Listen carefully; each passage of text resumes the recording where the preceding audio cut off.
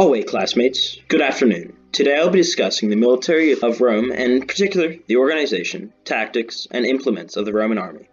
An army with its numerous successes and occasional failures that still is, in my opinion, one of the most fascinating militaries.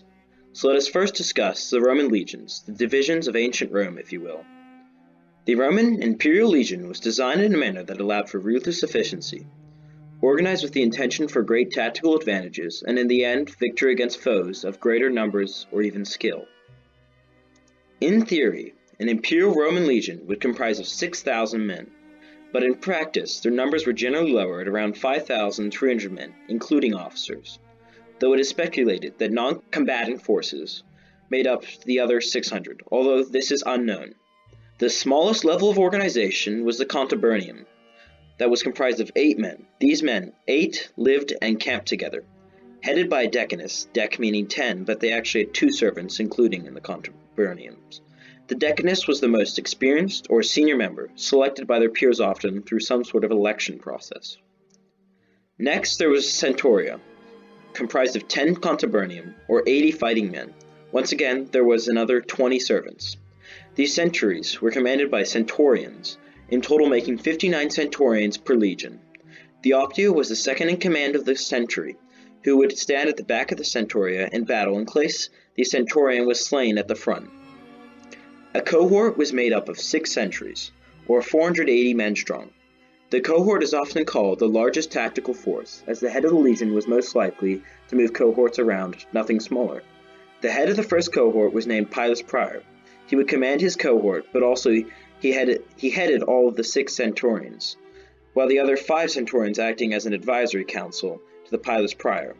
Interestingly, the first cohort was specialized with 5 double-strength centuries, making it have 800 men, which meant it was 60% larger than the other cohorts. Being a part of the first cohort was extremely prestigious, and they would carry this legion's standard and in theory protect the legion's commander. Head of the first cohort was the Primus Pilus, the most senior and well-respected of all the centurions. Briefly, let's discuss the Praefectus Castorium. They were the third in command of a legion, and essentially a quartermaster for the legion, getting the needed supplies and building fortifications and encampments for the legions. Being former Primus Pilus, they were most likely past their prime, but extremely senior and well-respected, being the highest-ranking career soldier. There were 6 tribunes below the legion commander, but there were 2 types of tribunes. Firstly, there was the Tribunus Lactavalerius, who was the second in command of the legion, their name meaning broad-striped tribune. This would generally be a young person of senatorial position, who was there to learn from the legion commander. They would often take command of the legion for the commander. The other 5 tribunes were thin-striped tribunes called Tribuni Augusta Clavi. These were aspiring senators who held no real authority and were primarily there just to learn about leading a legion and the functions of one. Unsurprisingly, the role was not taken seriously by many, including those who held it. Lastly, the legate was the commander-in-chief of a legion. They could either be a senator elected to the position for a certain period of time, or in the time of the empire they were often appointed by the emperor, though they must have been a tribune previously. Let's briefly discuss the Roman tactics employed on the battlefield that led to their many successes militarily. The testudio formation was a common Roman shield wall formation that was often used in sieges. The basic idea of this formation was for the front rank to align their shields perpendicular to the ground with the bottom around shin level. The following ranks would place their shields above their heads to protect the formations from aerial threats. Furthermore, if needed, the legionnaires on the sides and rear could also cover their sides. From a tactical standpoint, it was advantageous for protection from airborne threats, spears, arrows, and such. However, its density made it often slow, and hand-to-hand combat proved to be difficult for the men. Regardless, it would later be used by the Byzantines against their eastern enemies, and throughout the Middle Ages. On the march, a transit formation was required, this including having the cavalry up front, the formation acting as a vanguard, then followed by infantry cohorts in a long row. Behind the cohorts came the baggage and servants. As their protection were some of the most elite cavalry and infantry, acting as a rear guard for the entirety of the column. The lights were detached from the marching formation, acting as scouts. It should be noted this is most effective when roads were present. Luckily, the Romans were masters of roads. There were a certain set of battle formations that the Romans had, and we'll briefly go over those now. The first battle formation was to be used if both the areas of combat was flat terrain and your wings were stronger than your foe. If the enemy makes any great push on your flanks, the reserves can support whatever side needs it. Once the wings are vanquished, you then press the center of your enemy. The second formation is often considered the most ingenious, if not the best. It took advantage of the inherent weakness of the left side of a soldier. The left side of the army was considered weaker because the left side of the soldier had to carry their shield. Essentially, the right wing would maneuver behind the enemy's left flank and come from behind their flank. The left wing held back, and the reserves gave support where needed. The third formation was a tactic used in desperate circumstances. This was used when your left wing was stronger than your right. The left wing would attempt to make a final push against the enemy's right.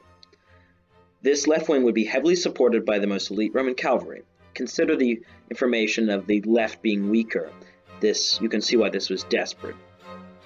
The fourth formation was mainly done for a shock effect against an enemy. The entirety of the army was brought up close to the enemy, whereupon both flanks would rapidly advance and then charge.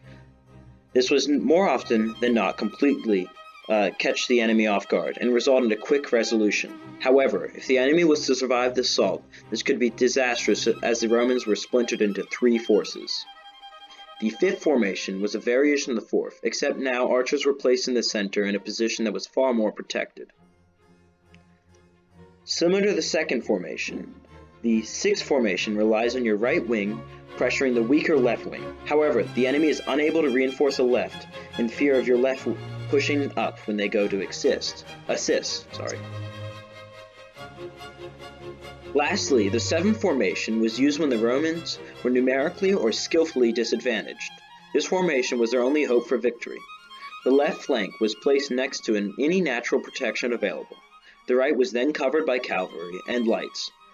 This way, any attack by the enemy would be in vain. However, this formation relied on the enemy attacking and was not effective as an offensive tactic. Let's talk about the Romans' tools of war and their implements that led to their many successes on the field. The gladius hispanicis was a short sword and the Roman choice for close-quartered melee combat. As the name suggests, it originated from Spain, introduced by the Spanish mercenaries fighting in the First Punic War. It was a short 50-centimeter double-edged blade with a long point. As such, it was generally used as a stabbing weapon as opposed to a slashing method. The point, if punctured through someone's armor, once twisted and removed, could cause great damage to someone's insides. The pilum was a javelin as used by the Roman armies. It was generally around 6 to 7 feet long, with an iron shank 2 feet long. The shank was joined to the wooden shaft by a socket.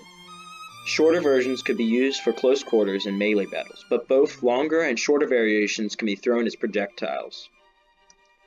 The onager was essentially a Roman catapult. In essence, it built up tension on the arm at a fulcrum at the center of the onager, at the back where it's pulled down by some rope. At the very back of the arm, a sack was placed with a payload of large stone balls could be projected. Onager means donkey, named such due to its great kickback. One story tells an engineer who was too close to an onager when it was fired. It subsequently reduced him to pulp. Well, this concludes this presentation. Due to time constraints, I'll end here, but truly it is impossible to cover all the Roman genius in logistics, tactics, and strategy. It should be noted that while genius existed on the military field, the Romans along with the Greeks helped develop the politics of the Western world. After all, many of the founding fathers were students of Roman history and used their knowledge of Rome when studying and designing the United States. For that, regardless of what John Green says, we should be thankful. Good day, and Always Roma.